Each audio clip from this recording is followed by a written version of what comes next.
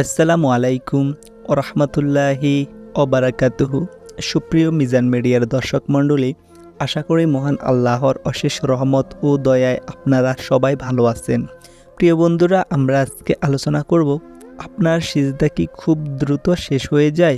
এর জন্য 6টি চমৎকার কৌশল অবলম্বন করুন। নাম্বার 1, তুচ্ছতার অনুভূতি। মনে মনে চিন্তা করুন আপনি কার সামনে মাথা ঠেকিয়েছেন। রবের বড়ত্ব মর্মত্বের কথা ভাবুন। সঙ্গে নিজের গুনাহের বোঝাও চিন্তা করুন।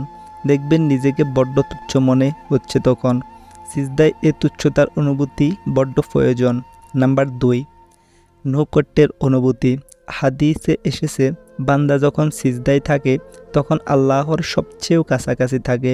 এ হাদিস স্মরণে রাখলে দেখবেন এক প্রকার নৈকট্যের অনুভূতি কাজ করছে। নাম্বার 3, ভগ্ন হৃদয়ে প্রার্থনা। প্রিয়জনের সাথে দীর্ঘদিন পর সাক্ষাতে আমাদের হৃদয়টা যেমন বিগলিত হয়ে পড়ে, আল্লাহর সঙ্গে সিজদায় সাক্ষাৎ করতে পেরে এর চেয়েও বিগলিত হওয়া জরুরি। প্রিয়জন আমাদের খাওয়ান না, পড়ান না। আল্লাহ আমাদের খাওয়ান পড়ান, প্রতি মুহূর্তে অবাধ্যতা সত্ত্বেও অক্সিজেন দিয়ে বাঁচিয়ে রাখেন, তড়িৎ শাস্তি দেন না। কাজেই আল্লাহর জন্য হৃদয়টা সঁপে দিন। নাম্বার 4, গুনাহের বোঝা হালকা হবার অনুভূতি। হাদিসে এও এসেছে, বান্দা যখন জমিনে মাথা ঠেকায় তখন তার গুনাহ জোরে পড়তে থাকে। সালাতের ভিতর মনকে দিক বিদিক না ছুটিয়ে এই চিন্তাটা জাগ্রত রাখুন। দেখবেন এক একটা সিজদা আপনাকে গুনাহের বোঝা হালকা হবার অনুভূতি দিচ্ছে। নাম্বার 5, একমাত্র আল্লাহর আনুগত্যের অনুভূতি।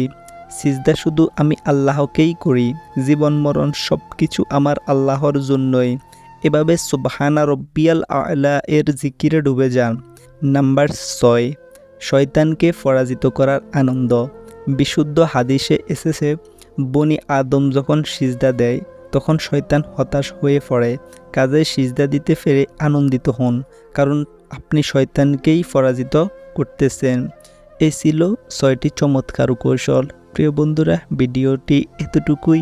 আসসালামু আলাইকুম ওয়া রাহমাতুল্লাহি ওয়া বারাকাতুহু।